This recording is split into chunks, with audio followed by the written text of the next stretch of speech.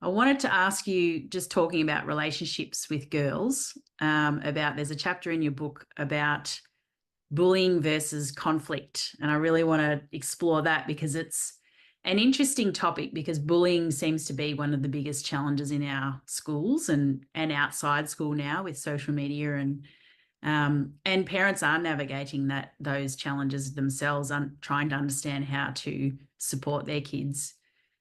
What would you say is the difference between bullying and conflict? Because it's sort of, I guess there's a bit of crossover there, but also how are we teaching girls, or how can we teach our girls to deal with conflict and not be afraid of having those difficult conversations?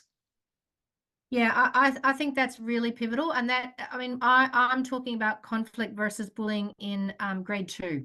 So I'm starting it really early at our school because I think it's one of those they and I think the difference between bullying and conflict in terms of the behavior is quite clear, but the emotional feeling that goes along with both for a young person whose brain is developing is the same. That's where the confusion comes.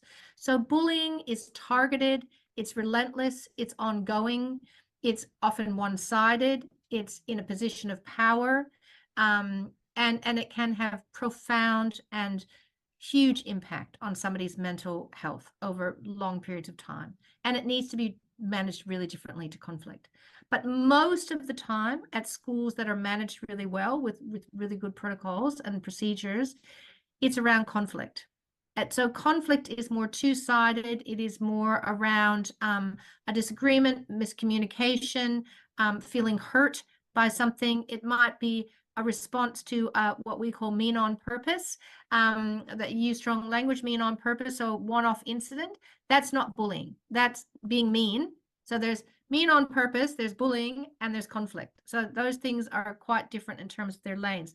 But mean on purpose, so a one-off mean comment or being mean to somebody one day can lead to conflict because they might then have a fight about what they've done.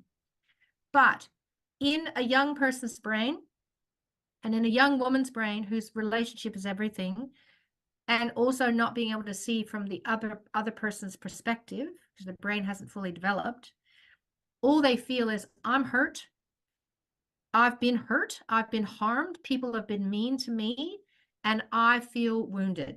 So they go home and they say, I've been bullied, because that's how they experience it. So they're not lying, right?